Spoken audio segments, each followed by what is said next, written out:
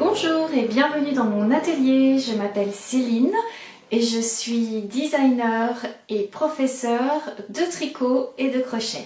Je suis très contente de vous accueillir dans mon atelier pour une nouvelle vidéo hebdomadaire.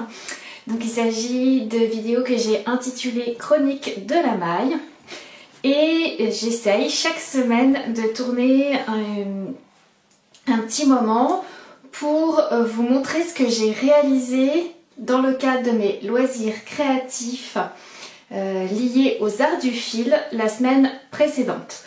Donc aujourd'hui, je vais vous présenter un work in progress, c'est-à-dire un projet en cours qui est du crochet. Pour ceux et celles qui me suivent sur cette chaîne et qui ont déjà vu mon épisode précédent des Chroniques de la maille, vous savez que je vous ai présenté une pile de carrés granit la semaine dernière. Donc je vais vous parler aujourd'hui de ce que je compte faire avec ces carrés granit. D'ailleurs certaines d'entre vous ont essayé de deviner, mais elles n'ont pas trouvé la solution, donc c'est très drôle. Voilà, ce n'est pas ce qu'elles pensaient, mais c'était intéressant de savoir un peu ce que vous aviez deviné autour de ces carrés granit. Juste remettre le contexte de cette vidéo dans ma chaîne. Donc toutes les semaines, j'essaye de partager avec vous ce que je fais en termes de loisirs créatifs sur le plan vraiment purement personnel. Et je note toutes les infos des choses dont je parle dans cette vidéo dans la barre d'informations qui est en dessous de la vidéo. Quel que soit le support que vous utilisez pour regarder vos vidéos YouTube, en dessous de la vidéo il y a un petit menu qui peut, voilà, une fenêtre qui peut se dérouler et vous avez tout le contenu de ce dont je parle, c'est-à-dire le nom des patrons que j'utilise, si j'utilise des patrons, le nom des fils que j'utilise, les liens vers tout ça si vous voulez retrouver quand c'est possible le matériel aussi dont je parle. Voilà, je tiens tout d'abord à dire un grand merci à toutes les personnes qui me suivent régulièrement et qui me laissent des commentaires. Un grand merci, j'espère que je suis à jour et que je suis arrivée à répondre à tout le monde. Je suis parfois un peu longue à répondre, mais j'essaie quand même de le faire. En général, ce que je fais, voilà, je mets un petit cœur pour dire que j'ai bien lu votre petit message et que ça me fait très plaisir de vous lire. Et puis après, je prends le temps tranquillement de vous répondre quand bien sûr ça nécessite une réponse. Et puis, bienvenue à toutes les personnes qui me découvrez. J'espère que le contenu de cette chaîne va vous plaire et notamment de ces vidéos hebdomadaires. Voilà, avant de commencer de vous parler de mon projet en cours, je vous parle de ce dont je parle parce qu'en général, quand je porte des choses que j'ai fait moi-même, voilà, j'aime bien vous dire quelles sont les tenues que je porte fait main. Donc aujourd'hui, c'est un tricot. Là, je me lève pour que vous puissiez le voir. C'est un tricot que je porte en superposition sur une robe du commerce. Il s'agit d'un ancien de mes designs, c'est un des tout premiers designs que j'ai dû sortir, peut-être en 2018, je me souviens plus. Ça s'appelle le Bolero Grace, donc vous pouvez retrouver le patron sur ma boutique Ravelry et ma boutique Etsy. C'est un... Comment on pourrait dire ça? Oui, c'est un pull boléro, c'est-à-dire qui vraiment est extra court puisqu'il s'arrête à peu près à la moitié de ma poitrine et qui continue sur les manches. Il se tricote du haut vers le bas, d'où le sens de la dentelle, vous voyez, qui est répété plusieurs fois sur l'intégralité du boléro. Et il se tricote en 2 morceaux. Je ne me souviens plus si je crois bien que... Mais non, c'est tout simple, c'est 2 morceaux, un devant, un dos, que là on reprend, je crois que j'ai fait un montage provisoire, donc on reprend les mailles ici pour faire, je crois qu'on va commencer par le dos, puis après on reprend les mailles du montage provisoire pour tricoter le devant. On fait une petite bordure du bas en point mousse, puis après il y a 2 grandes coutures pour fermer les bras. Il y a aussi une bande, on relève ensuite les mailles sur le... Non, on n'a même pas besoin de relever, la bordure elle est tricotée en même temps, je dis des bêtises. C'est une bordure au point mousse qui est tricotée en même temps que le reste. Donc c'est assez facile dans la construction. La difficulté de ce modèle en fait c'est surtout de bien enregistrer le motif de dentelle et de le maintenir sur toute la durée du tricot, en sachant que moi j'avais choisi de le tricoter dans un fil mohair soie. Je vais pas dire de bêtises, ça doit être la frivole de Berger Cathar. Des Berger Cathar, c'est une de mes laines mohair silk mohair soie que je préfère. Voilà, bon. Et c'en est tout pour ce que je porte. Vous voyez, j'aime bien le porter dans un style très années 20, voire japonisant, mais parce que vous verrez, il y a quelque chose qui m'a inspiré, qui m'a donné envie de le reporter, ce boléro. C'est mon coup de cœur dont je parlerai à la fin de la vidéo parce que j'aime bien conclure mes vidéos avec un petit bout de blabla sur les actus de mon activité de designer ou de professeur de tricot, mais aussi par mes coups de cœur ou mon coup de cœur de la semaine. Donc vous verrez que c'est en lien, c'est ça qui m'a inspiré de m'habiller de cette manière aujourd'hui, parce que la vidéo je l'ai vue hier. Voilà, je parle déjà bien temps. Il est temps que je passe au cœur de cette vidéo, c'est-à-dire mon projet en cours au crochet. Alors ce projet n'est pas un projet que je crochette pour moi, mais que je crochette pour offrir. Je vais l'offrir à une jeune fille, une adolescente de 15 ans qui est une de mes nièces. Et voilà, en discutant un petit peu avec elle l'été dernier, elle avait très envie que je lui crochette un débardeur en granny square, un peu crop top. Donc je me suis dit c'est une bonne idée parce que j'ai pas mal de fins de pelote de coton qui se crochettent en 3,5. À l'époque je faisais beaucoup de bijoux en tricotin et donc j'ai gardé pas mal de ces fins de pelote. J'en ai vraiment tout plein de coloris. Je me suis dit il y a moyen que je lui fasse débardeur à partir du moment où j'utilise un coloris principal neutre pour encadrer tous mes granny square. Donc qu'est-ce qu'un granny square? Un carré granny en français. Voilà, granny ça veut dire grand-mère en anglais, donc voilà, c'est un carré granny, c'est un modèle assez simple au crochet qui est qui est crocheté en rond, en circulaire, c'est-à-dire on part du cœur du carré. En général on peut soit le faire avec une chaînette qu'on va venir fermer en rond. Moi j'ai préféré faire un cercle magique, puis on va venir établir des petits groupes de brides. Voilà, c'est un point assez classique au crochet qu'on regroupe par 3 et dans chaque coin on va veiller à former des arceaux de mailles en l'air, de 3 mailles en l'air, pour qu'ensuite, lorsqu'on va venir crocheter le deuxième rang, ou deuxième rond plutôt, on va venir les crocheter dans ces arceaux pour former cette forme carrée. Donc oui, ça se crochette en rond, mais en veillant à créer ces petits arceaux, d'ailleurs on les voit là sur le dernier rang, et ben on va créer des coins qui vont finir par former une forme carrée. C'est juste vraiment un système assez simple. Donc là, moi il est en plusieurs couleurs, mais il est tout à fait possible pour apprendre à le faire, de le faire de manière unicolore.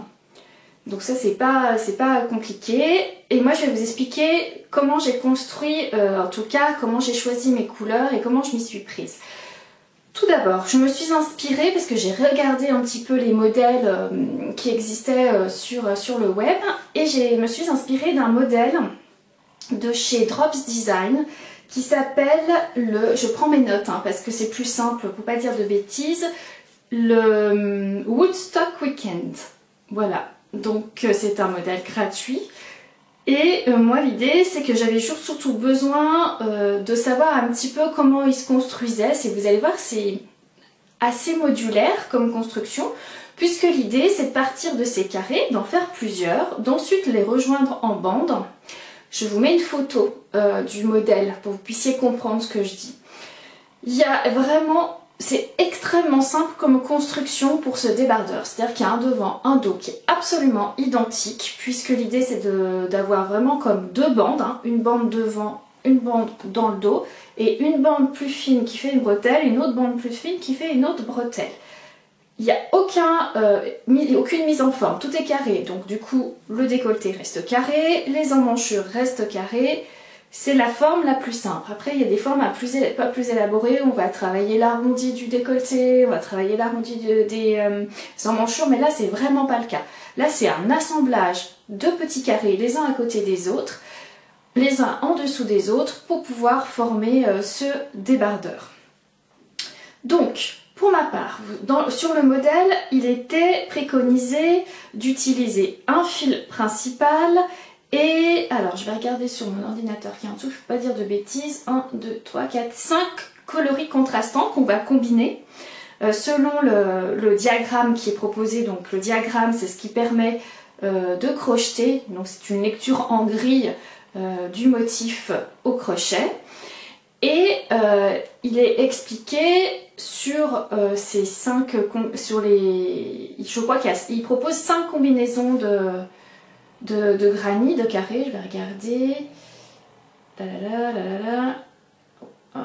non plus que ça, et il propose 6 carrés granit de combinaisons différentes. Moi j'ai pas suivi ces indications là parce que comme j'avais beaucoup de coloris dans mes restants de fil. Donc qu'est-ce que j'ai utilisé moi comme restant de fil? J'ai choisi d'utiliser un fil 100% coton mais qui se crochette tous avec le même diamètre de crochet. Je les crochette dans des crochets, avec des crochets. Moi je me suis offert ce kit de chez Tulip que j'ai acheté chez Lana et Tricot. Voilà. Vous avez, il est vraiment très très bien, c'est une pochette comme ça qui est très très bien faite. Vous avez des crochets de la taille 2 mm jusqu'à la taille 6 mm. Donc c'est quand même assez complet, notamment si on veut faire ce type de travail au crochet. Après, si on veut travailler des choses plus fines, moi j'ai d'autres crochets plus anciens, ce que j'appelle des crochets dentelles, donc qui sont en dessous des 2 mm. Vous avez, voyez, une petite paire de ciseaux, une réglette pour mesurer, et des aiguilles à laine. Donc c'est vraiment pas mal du tout comme kit. La pochette est assez pratique d'utilisation. Donc moi j'ai utilisé mon crochet 3,5 mm. J'aime beaucoup, hein. Là j'ai choisi en fait j'avais choisi les tulipes parce que j'en avais entendu du bien. Et en effet, je suis très contente de la forme, je ne sais pas si vous allez bien voir, du crochet. Voilà, qui est assez ergonomique au niveau que ce soit au niveau de la tête, mais qui soit aussi au niveau de la prise en main. Voilà, donc je regrette pas du tout, je suis très très contente de cet investissement, puisque les crochets sont de très bonne qualité. J'ai toujours fonctionné au début avec des crochets de récupération, mais c'était pas toujours le plus confortable pour travailler. Donc je reviens sur les fils. Ce que j'ai utilisé, donc là j'ai une première pile mais je vais vous expliquer pourquoi. Les fils que j'ai utilisé des restants d'abord j'avais énormément de restes de fil d'art en fil coton 3. Voilà, c'est peut-être une vieille étiquette hein, parce que c'est vraiment longtemps que je l'ai. Et là j'ai vraiment beaucoup de coloris. Alors j'avais un turquoise comme ça, un vert clair, un vert foncé, un violet, un rose fuchsia, donc j'en ai déjà 1, 2, 3, 4, 5, un rose plus pâle, 6, alors ça c'est pas la même qualité, ça c'est c'est Langyarns, c'est comment que ça s'appelle déjà, ah oui, la Quattro de Langyarns. Donc là c'est un rouge orangé on va dire. J'ai pareil de chez Quattro un jaune un peu citron. Et je crois que je suis à peu près, alors si, il me reste un tout petit bout de violet un peu plus foncé. Et je dois avoir un autre bleu, ou un autre violet encore. Oui, j'ai un parme. Voilà, on va y arriver. Donc je suis à 1, 2, 3, 4, 5, 6, 7, 8, 9, 10 coloris de mes restants de fil, de pelote.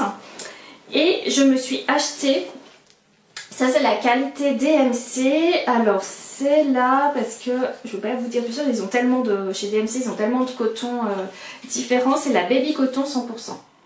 Voilà, qui pareil se crochette en 3,5. Donc là j'ai acheté 2 pelotes de 50 grammes, je ne suis pas sûre d'en avoir assez pour faire l'intégralité du débardeur, puisque j'en aurai largement assez pour finir mes granits, vous allez voir pourquoi, parce qu'il me reste plus grand chose en tout cas pour faire mes grands granits principaux, mais pour faire les petits granits des bretelles, je pense qu'il va falloir que je rachète une pelote. Voilà, c'est la seule chose que j'ai dû acheter puisque du blanc je n'en avais pas ou en trop petite quantité pour pouvoir faire le modèle. Donc moi ce que j'ai fait, c'est que eux, ils sont partis sur 5 coloris contrastants, moi je suis partie sur 10 coloris contrastants. Parce que je me suis dit, autant utiliser le maximum de couleurs que j'ai en stock, c'est le but du jeu. Et j'ai fait un premier granny, j'ai mesuré, il est un peu plus grand que celui sur le modèle de Drops, pourtant j'ai suivi la même grille mais je pense qu'ils doivent crocheter plus fin que moi. Et moi j'arrive à des carrés de 8,5, 8 cm et demi de côté. J'ai pris les mensurations de ma nièce, donc j'ai pris son tour de poitrine et je me suis rendu compte qu'avec 10 carrés, j'allais pouvoir faire que ça voulait pouvoir correspondre à son tour de poitrine en veillant à peut-être ajouter un peu d'aisance sur les côtés. Mais ça je vous expliquerai, c'est-à-dire en rajoutant des colonnes de bride au moment de la jonction, la manière dont je vais raccrocher les carrés ensemble. Donc voilà, et je me suis dit, je vais faire en sorte que comme il en faut 10, qu'il y ait 5 modèles différents devant et 5 modèles différents dans le dos. Donc c'est ce que j'ai fait, j'ai créé à chaque fois 5 combinaisons, donc là je vous en montre une.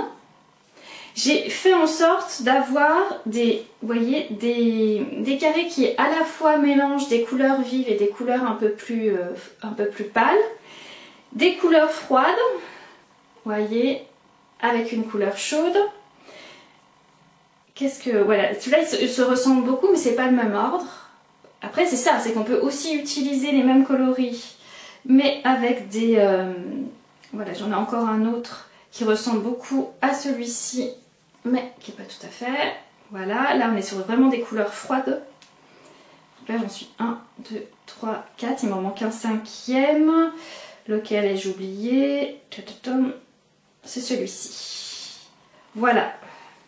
Ah non, je l'ai déjà celui-là. Alors qu'est-ce que j'ai fait? 1, 2, 3, 4, 5. Non mais je les ai. Pardon. Donc ça c'est les 5 premières combinaisons. Et ces 5 premières combinaisons, je les ai déclinées en 3 fois. Je les ai crochetées 3 fois parce que ça va correspondre aux 3 bandes de hauteur qu'il va me falloir faire pour faire le débardeur. Donc ça, c'est ma première pile. Donc 5 x 3, j'ai 15 granny déjà de crocheter. Et là, j'ai fait donc pour le dos d'autres couleurs, vous allez voir. Donc là, on est parti sur des couleurs encore plus vives. C'est parfois les mêmes cotons hein, que j'ai juste combinés de manière différente. Là, on a une couleur beaucoup plus discrète et pâle. Là, on mélange des couleurs froides. Et là, couleur froide mais plus saturée. Donc ça, c'est l'autre combinaison. Ah non, il m'en manque une. Bah oui, j'ai oublié celle qui est la plus chaude. Voilà. Donc ça, c'est une autre, les 5 autres combinaisons. Pour l'instant, là, j'en ai fait que 2 exemplaires. Il va falloir que j'en fasse 3 exemplaires de chaque pour pouvoir faire l'intégralité. Et après, je me suis dit, oh non, faire un dos et un devant aussi différents, c'est pas ça que je veux. Donc c'est pas grave. Je vais avoir 10 carrés granés entre 10 combinaisons différentes à associer. Mais c'est ce que je vais faire, c'est que je vais me poser tranquillement sur une table. Peut-être je filmerai ce passage-là. Où justement je vais faire en sorte d'avoir la même chose sur le dos et le devant, mais en organisant mes granny dans un rythme où ils vont s'enchaîner les uns les autres de manière différente. Puisque l'idée, ça va être de les assembler avec des coutures pour faire une bande. Vous voyez, je vais prendre sur... là, je suis sur... Vous voyez le devant des granny. Je vais les coudre, je pense, à l'aiguille sur le petit côté, et puis je vais faire pareil sur l'autre petit côté, comme ça, pour créer des bandes de 5 carrés. Vous voyez quand même que ça va être très coloré, mais c'est normal, c'était la commande, c'était aussi mon envie de vraiment proposer un débardeur qui soit très vintage années 70, comme d'ailleurs il s'appelle le Woodstock Weekend, donc ça, tout est dit, hein, le week-end à Woodstock. Donc c'est vraiment pour faire un effet très années 70. Et puis le fait de l'avoir bordé de blanc, voilà, de l'avoir mis en coloris, le coloris principal en blanc atténue un petit peu cet effet ultra coloré. Donc je pense que l'ensemble va vraiment avoir un joli rendu, en tout cas celui que j'escompte, que j'ai envie d'avoir. Et quand j'aurai fait ces bandes que j'aurai cousues sur le petit côté en point de couture invisible, je vais les assembler.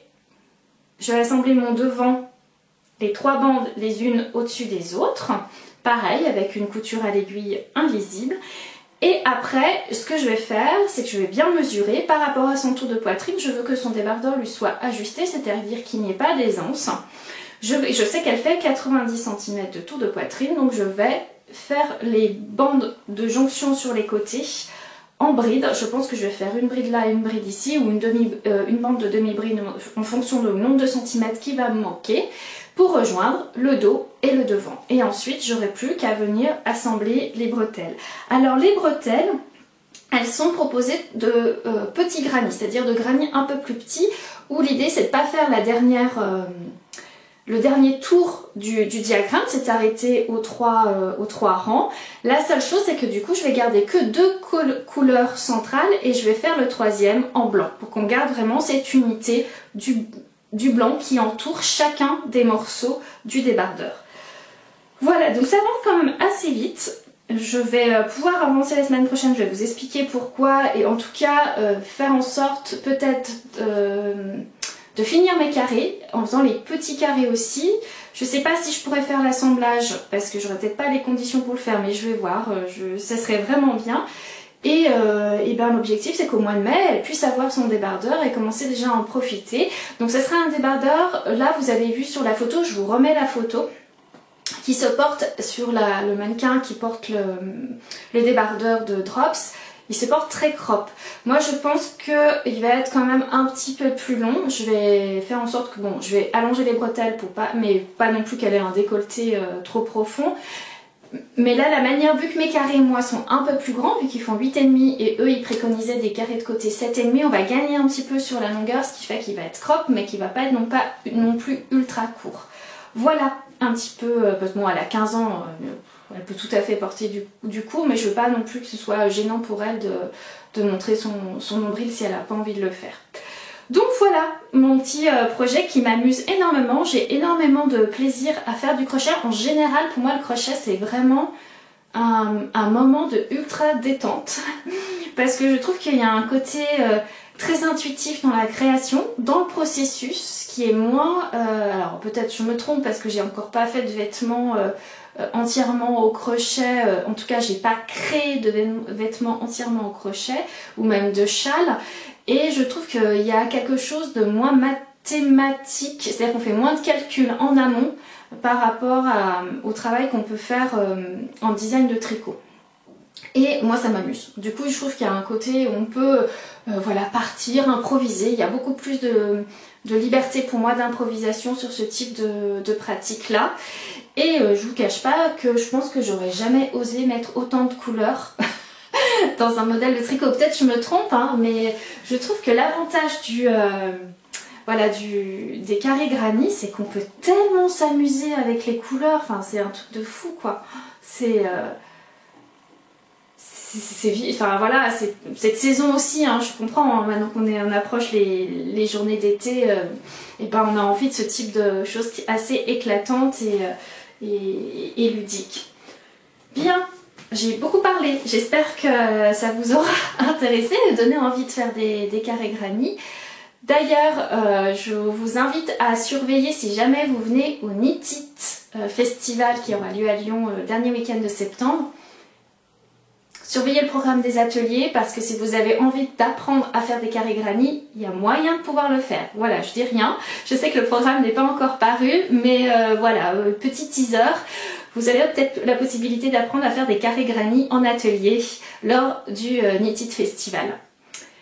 Bien, je vais passer à la dernière partie de cette vidéo pour conclure avec un petit peu de blabla et un très beau coup de cœur.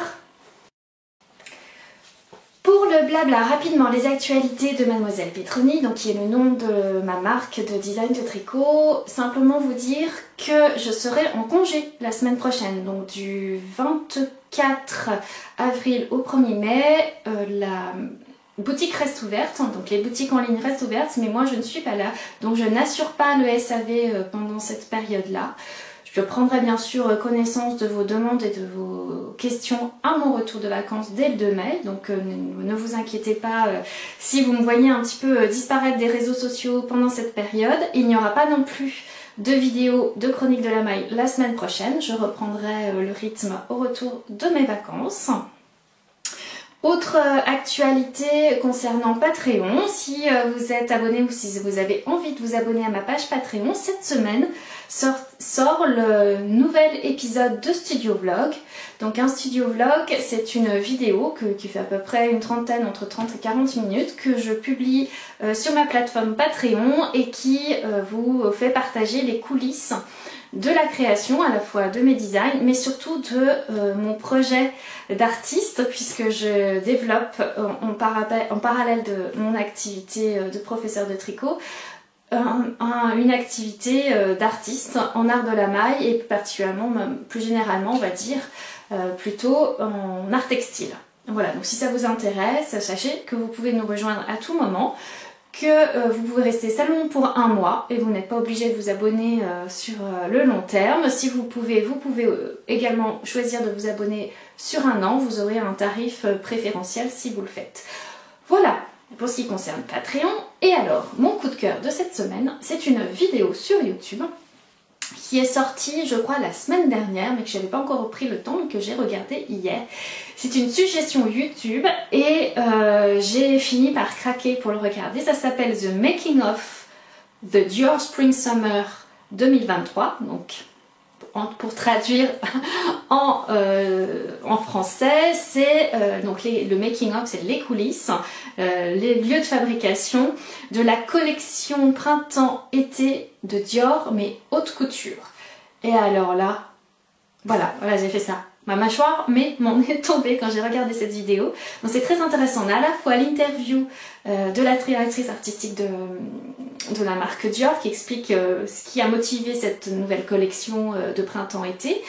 Notamment, donc, elle s'est beaucoup inspirée de Joséphine Baker et des années 1920, donc des tenues que portait Joséphine Baker quand elle est arrivée à Paris en France.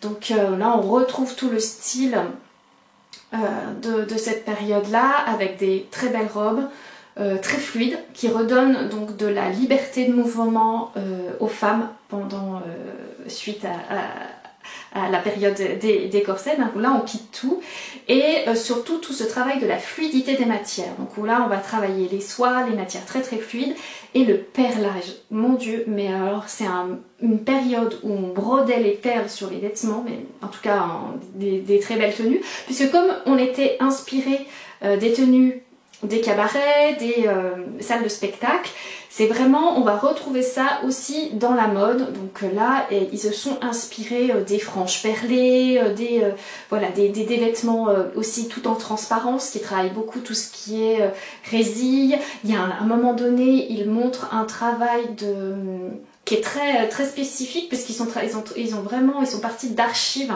de spécimens, d'échantillons typiques des vêtements de cette époque-là, et ils ont essayé de reproduire certaines techniques.